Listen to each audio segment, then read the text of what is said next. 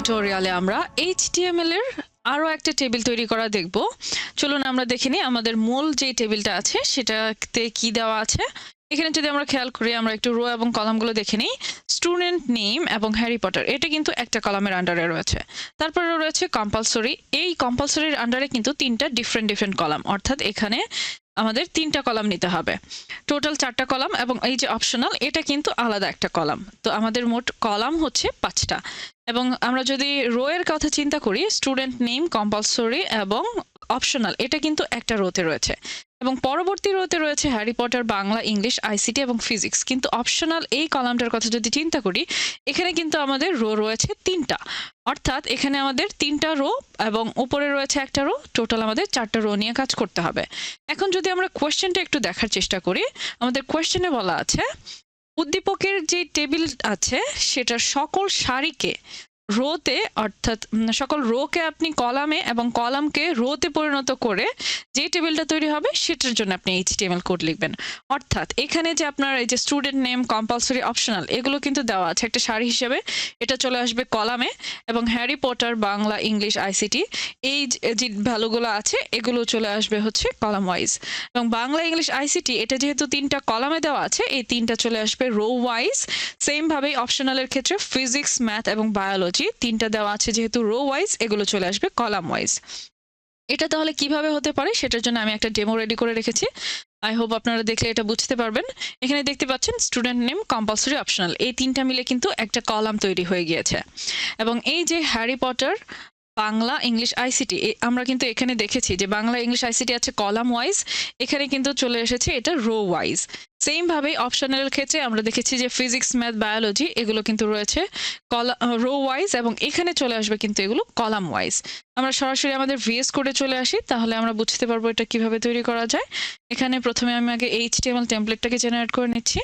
আমাদের দুইটা স্ক্রিনকে আমরা পাশাপাশি নিয়ে আসি, তাহলে আমাদের কাজের সুবিধা হবে। এখানে আমি প্রথমে আগে একটা টেবিল জেনারেট করে নিচ্ছি।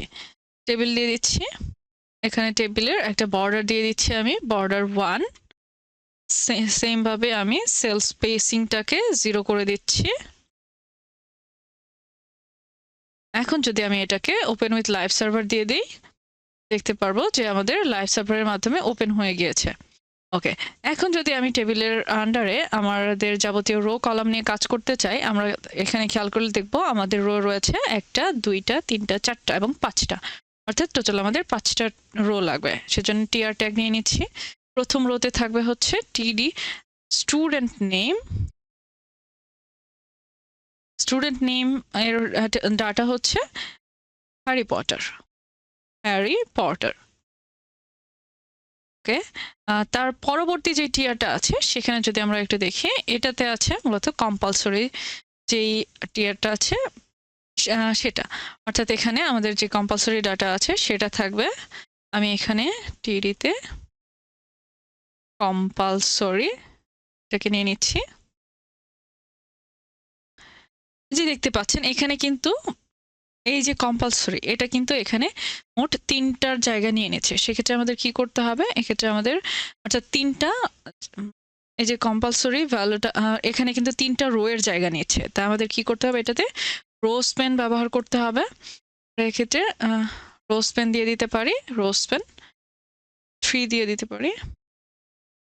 দেখার চেষ্টা করি, আমাদের যেহেতু বাকি ভ্যালুগুলো আমরা দেইনি তাই এটা সহজে বোঝা যাবে না, আমরা বাকি ভ্যালুগুলো দিয়ে দিতে পারি। আমাদের এই যে বাংলা, ইংলিশ, আইসিটি এগুলোর জন্য কিন্তু টিআর লাগবে। ওকে, এক্ষেত্রে আমি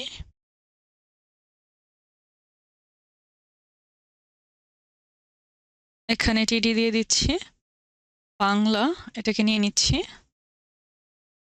এখানে যদি একটু দেখার চেষ্টা, এখানে বাংলা চলে যাচ্ছে। সেম ভাবে আমি আরো একটা টিআর নিয়ে নিচ্ছি, এখানে টিডি দিয়ে আমি হচ্ছে বাংলার পরে রয়েছে ইংলিশ, আমি ইংলিশটাকে নিয়ে নিব,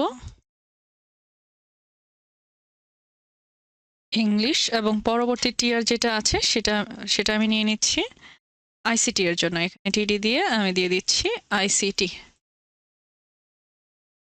এটাকে যদি আমি একটু দেখার চেষ্টা করি, এখানে কিন্তু দেখতে পাচ্ছেন এই যে কম্পালসরি আন্ডারে কিন্তু বাংলা, ইংলিশ, আইসিটি ৩টা কিন্তু চলে এসেছে। আমাদের নেক্সট যে টিয়ার রয়েছে সেটা হচ্ছে এই যে অপশনাল, অর্থাৎ এই রোটাকে আমাদের এখন জেনারেট করতে হবে। এখানে টিয়ার দিয়ে দিচ্ছি।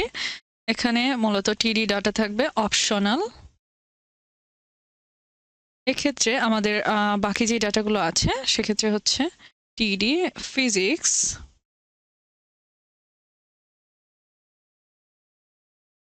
Math and biology. আমরা টিডিতে নিয়ে নিচ্ছি ম্যাথ এবং বায়োলজি। এখন যদি আমরা এখানে আসি আমরা কি দেখব? এখানে দেখতে পাচ্ছেন ফিজিক্স, ম্যাথ, বায়োলজি। ফিজিক্সটা কিন্তু এই যে হ্যারি পটার এটার আন্ডারে চলে এসেছে, কিন্তু ম্যাথ আর বায়োলজি এটা কিন্তু বাইরে চলে গিয়েছে। কেননা আমরা এই যে আমাদের যেই কলামগুলো আছে সেগুলোকে কম্বাইন করিনি।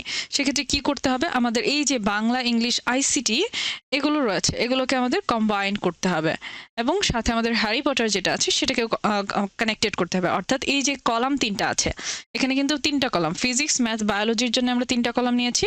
তাই এই যে উপরের যত রোগুলো রয়েছে হ্যারি পটার, বাংলা, ইংলিশ এবং আইসিটি এগুলোর জন্য আমাদের কলামগুলোকে কানেক্টেড করে দিতে হবে।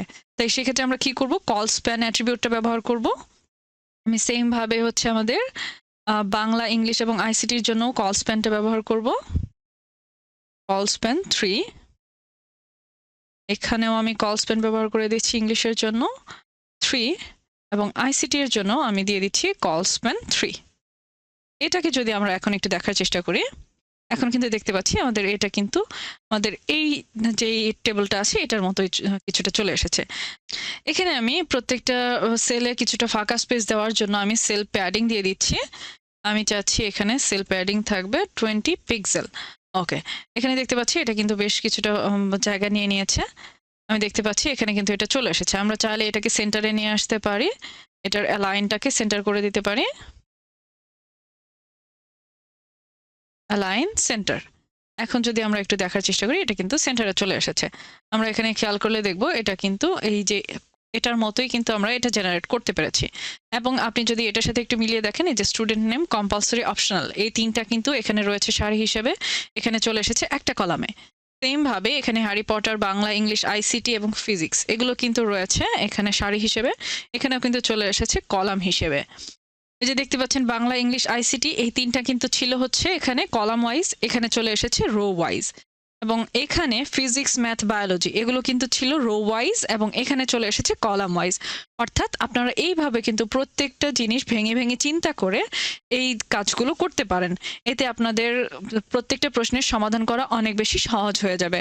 আশা করি আপনারা সবাই বুঝতে পেরেছেন। ধন্যবাদ সবাইকে।